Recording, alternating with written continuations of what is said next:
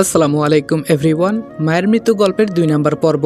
আর হ্যাঁ, 1 নাম্বার পর্বে কিছু প্রবলেমের কারণে তোমরা অনেকেই ভিডিওটা দেখতে পারো নাই। তো ভিডিওটা দেখার জন্য ফার্স্টে তোমরা ভিডিওতে ক্লিক করবা, এরপরে কন্টিনিউ অপশন আসলে সেখানে কন্টিনিউ করে দিবা।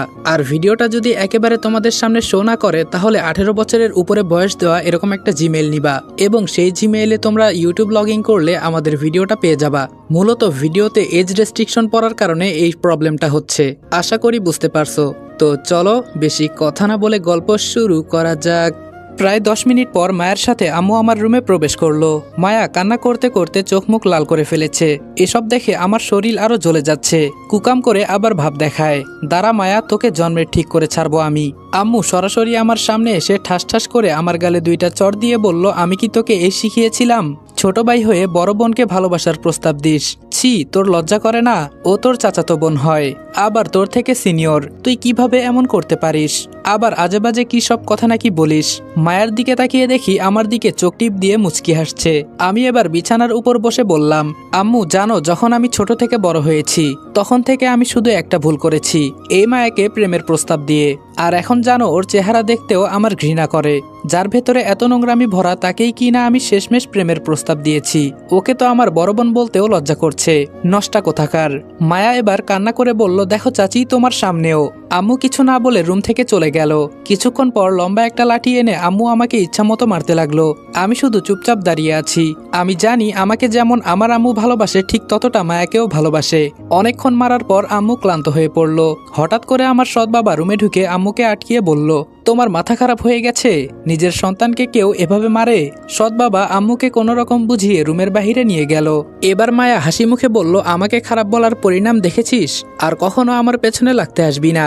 যদি আমার পিছু নেস না তাহলে তো দেখলি আমি কি করতে পারি। সাবধানে থাকবি আমার থেকে, ঠিক আছে? এই কথা বলে মায়াও চলে গেল। শরীর থেকে শার্টটা খুলে দেখি অনেক জায়গা থেকে রক্ত বের হচ্ছে। এই সময়ে আবার রিপন কল করলো। ফোনটা রিসিভ করতেই ফোনের ওপাশ থেকে রিপন বলল, তোকে যারা যারা মেরেছে আমি সব কয়টাকে বেঁধে রেখে ইচ্ছামতো মারলাম।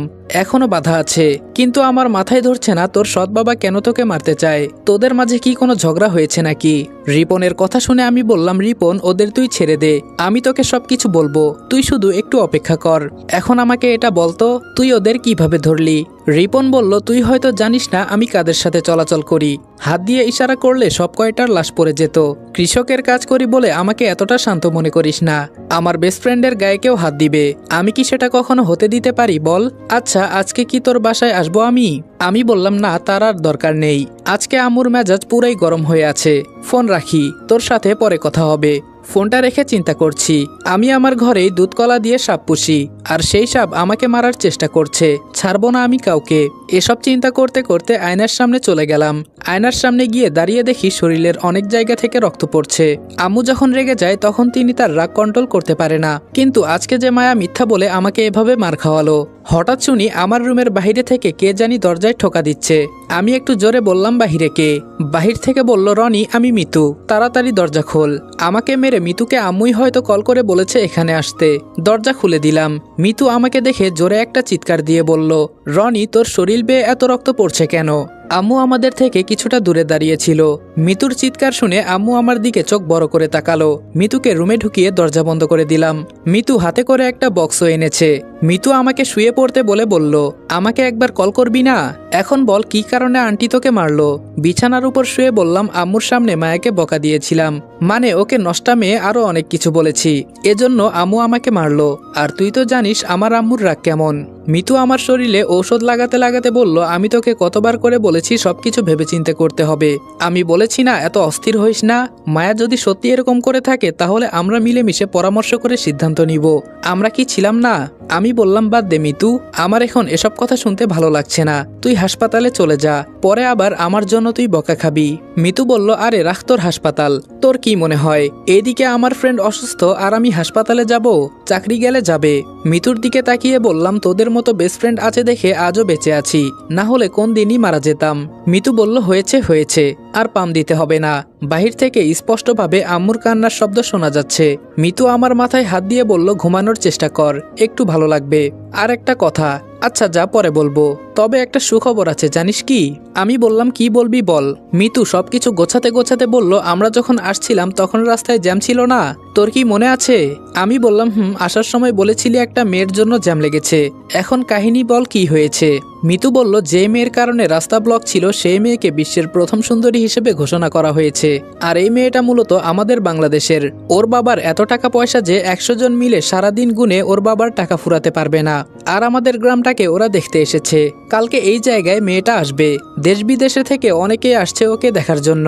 আমি তো মনে করি এই মেয়েকে আমি একবার দেখতে পারলে নিজেকে সৌভাগ্যবান মনে করব। তুই যাবি কি দেখতে? ইস, আমি বললাম হয়েছে হয়েছে, তোকে আর বলতে হবে না।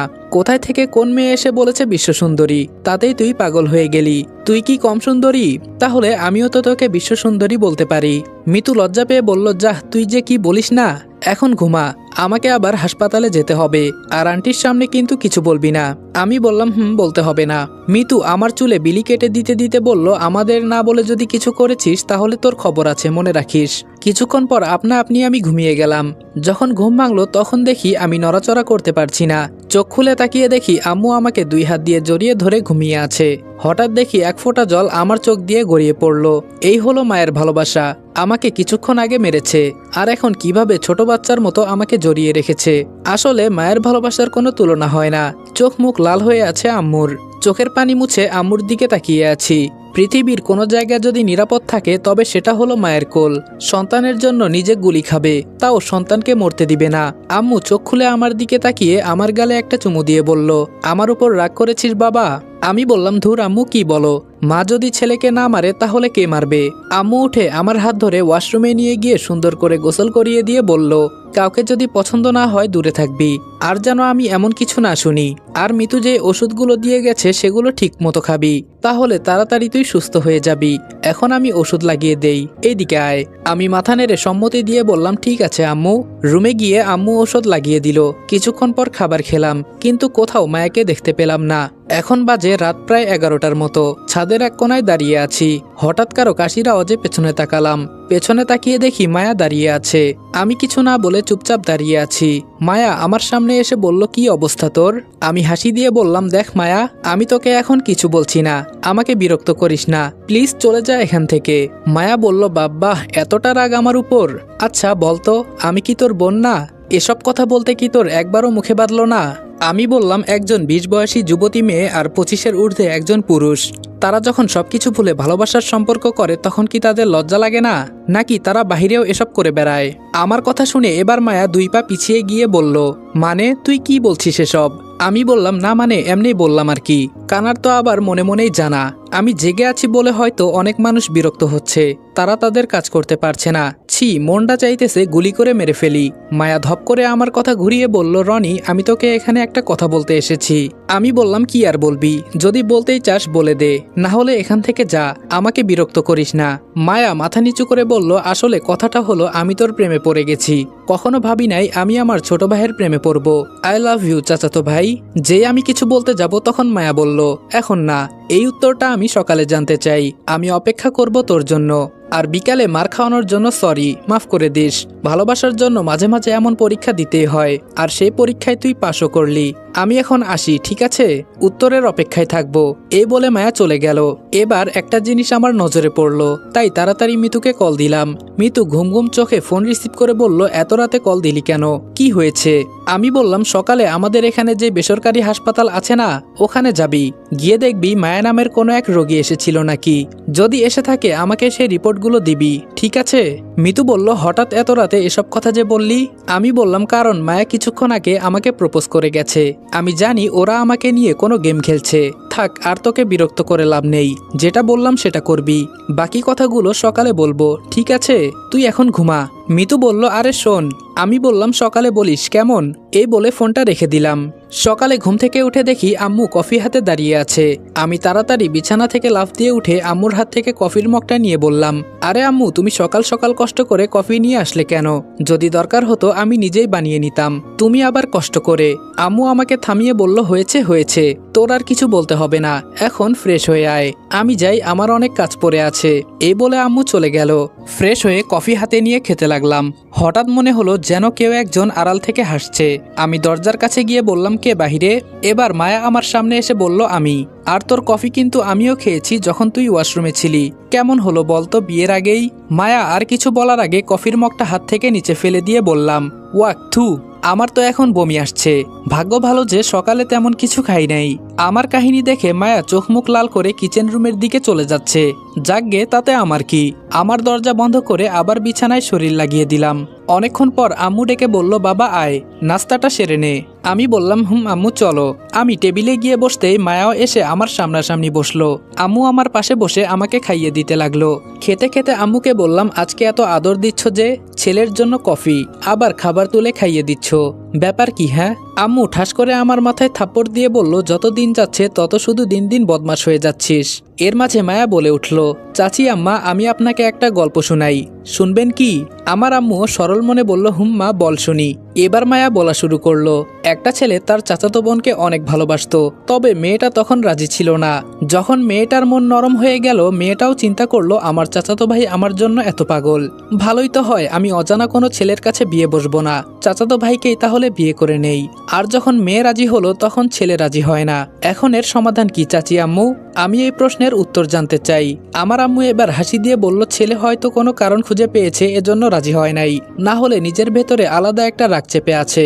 তবে আমি মনে করি তুমি এসব প্রেম প্রীতি নিয়ে কখনো কোনো কিছু চিন্তা করবা না, আর এসব আজাইরা কথা বলে সময় নষ্ট করবে না, ঠিক আছে? মায়া মাথা নিচু করে বলল, জি চাচি, সরি। আমি মনে মনে বললাম, যাক, আম্মু তাহলে ভালোই একটা কথা বলেছে। আসসালামু আলাইকুম এভরিওয়ান। মায়ের মৃত্যু গল্পের দ্বিতীয় পর্ব এখানে শেষ করলাম। আর আজকের ভিডিওটা অনেক লং করতে চেয়েছিলাম, তবে তোমরা অনেকেই জানো আমাদের মায়ের মৃত্যু গল্পের প্রথম পার্টে একটা সমস্যা হয়েছে। কালকে যখন ভিডিওটা আপলোড করি তার ঠিক আধা ঘন্টা পরে আমাদের ভিডিওতে এজ রেস্ট্রিকশন নামে একটা রেস্ট্রিকশন পড়ে, যার কারণে 18 বছরের নিচে থাকা কেউ ভিডিওটা দেখতে পারতেছো না। যদিও ভিডিওতে 18+ কোনো কথাই বলা হয় নাই। তো তোমরা যদি এখন চাও পরবর্তী ভিডিওগুলা 20 মিনিট অথবা 20 মিনিট প্লাস দেই, তাহলে এই ভিডিওতে 5000 লাইক এবং 1000 কমেন্ট কমপ্লিট করে দিবা। আর তোমাদের আশেপাশে তোমাদের ফ্রেন্ড সার্কেল অথবা তোমাদের রিলেটিভদের ভিতরে যারা গল্প পছন্দ করে তাদেরকে শেয়ার করে দিবা গল্পটা।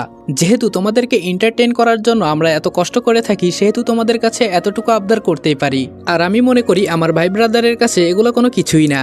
আর তোমরা অনেকেই এতিম ছেলের গল্পটি শুনতে চাইতেছো, যদিও এটা মেন আইডিতে দিতে পারতেছি না, কিন্তু আমাদের সেকেন্ড আইডিতে এটা কন্টিনিউ করা হইতেছে। আমাদের second channel Sajid always on ফায়ারে প্রত্যেকটা দিন এই গল্প দেওয়া হইতেছে।